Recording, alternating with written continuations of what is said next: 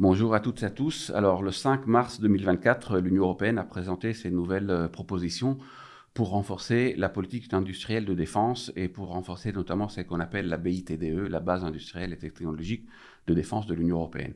Alors, qu'est-ce que l'Union européenne a présenté exactement? Elle a présenté avant tout une stratégie qui en anglais est appelée European Defense Industrial Strategy, EDIS, qui est donc un document d'orientation politique. Ce n'est pas un document à caractère contraignant et qui vise à mettre un peu de cohérence parmi les nombreuses initiatives de l'Union européenne pour soutenir l'industrie de défense.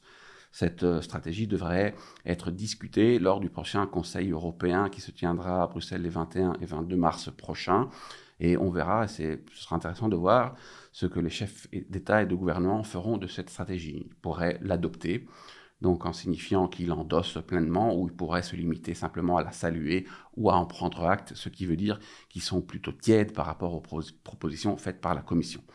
Donc acte à suivre pour ce qui concerne la réception de cette proposition de la Commission par les États membres. En outre, la Commission a présenté à côté de cette stratégie et pour la mettre en œuvre également un programme de financement et de régulation de l'industrie de la défense qui s'appelle EDIP, c'est-à-dire European Defense Industrial Programme, et qui, lui, devra être adopté formellement, étant donné qu'il s'agira d'un règlement, par l'Union européenne, et donc par le Parlement européen et par le Conseil d'ici 2025, et qui va être négocié âprement par la Commission, les États membres et le Parlement européen.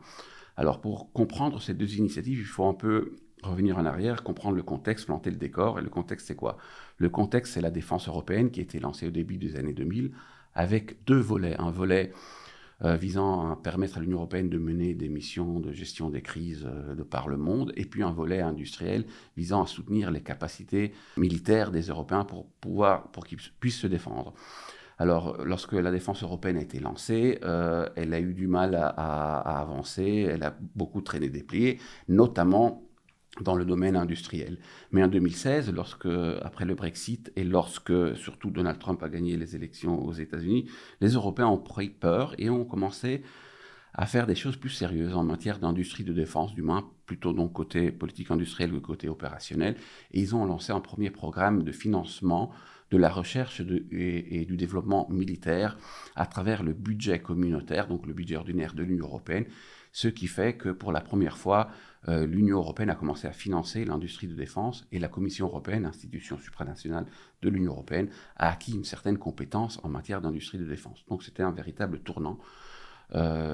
Plus généralement, on peut dire pour l'intégration européenne de défense. Ensuite, il y a eu d'autres événements importants, notamment la crise sanitaire, qui n'a bien évidemment rien à voir d'un point de vue militaire, mais qui est intéressante ici à évoquer. Pourquoi?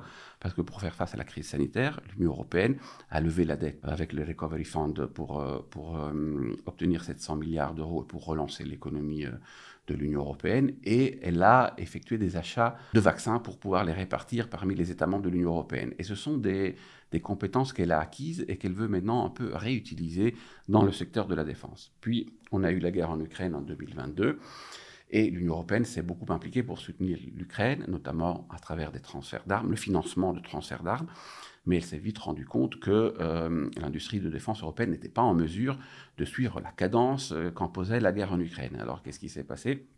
Elle a développé d'autres petits programmes transitoires de court terme visant d'un côté à soutenir la production de munitions pour continuer à aider l'Ukraine et également à promouvoir des achats conjoints des États membres d'équipements et de munitions pour pouvoir les transférer à l'Ukraine pour que l'Ukraine puisse continuer à se défendre. Mais on a vite compris, avec la stagnation de la guerre et avec le fait qu'elle dure encore et qu'elle semble devoir durer encore longtemps, que cette guerre en Ukraine est en réalité une véritable guerre de production et une guerre industrielle.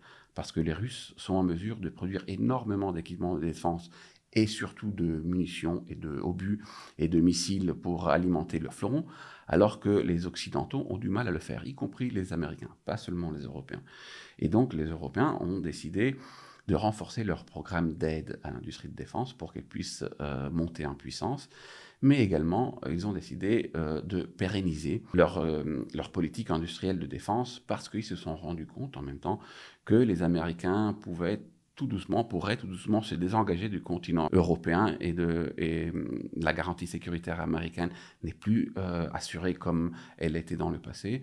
Et cela est vrai que Donald Trump gagne les prochaines élections ou non, parce que les Américains se focalisent de plus en plus actuellement sur le front Indo-Pacifique et sur la Chine, et qui demandent aux Européens d'être en mesure d'assumer un peu plus le fardeau de la sécurité européenne. Et donc les Européens se sont rendus compte qu'ils doivent renforcer leur capacité industrielle de défense pour pouvoir faire face à l'éventualité d'une guerre d'autre densité. Et donc la stratégie et le programme qui ont été lancés, les 10 et les DIP, servent à ça et surtout à pérenniser les initiatives de court terme que l'Union européenne a lancées pour soutenir l'Ukraine. Alors, quels sont les objectifs plus précis de cette stratégie et de ce programme de défense de l'Union européenne? Avant tout, l'Union européenne veut créer une véritable base industrielle au niveau européen, qui soit européen et qui aille au-delà des frontières nationale des États membres.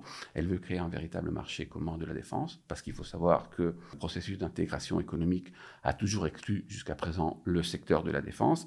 Et le motto qui est un peu suivi pour justifier ces initiatives que l'Union européenne est en train de lancer, c'est « to do more, to do better, to do together and to do European ». C'est-à-dire il faut faire plus, il faut faire mieux, il faut faire ensemble, il faut faire européen. Produire européen et acheter européen.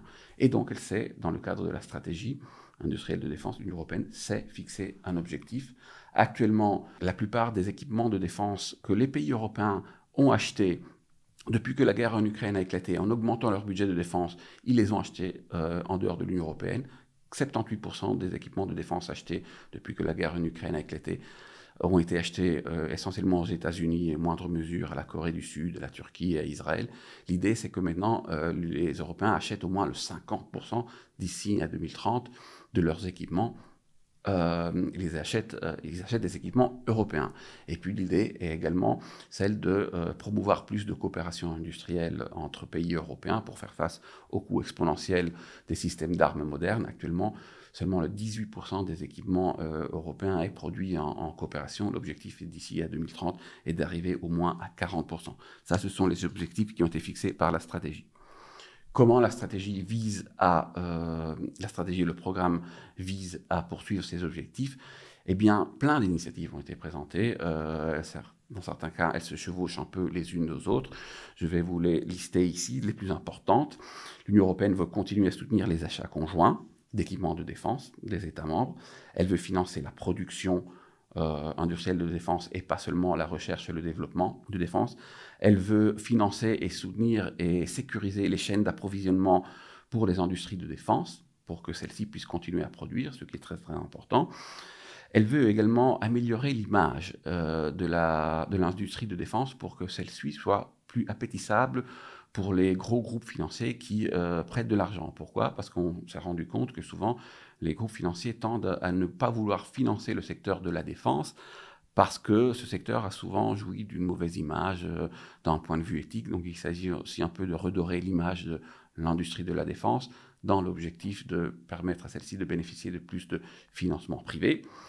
L'Union européenne vise également à intégrer dans ses programmes de financement de l'industrie de la défense et de réglementation de l'industrie de la défense l'Ukraine comme si c'était un État membre de l'Union européenne, pour autant que ce soit possible. C'est un sacré défi.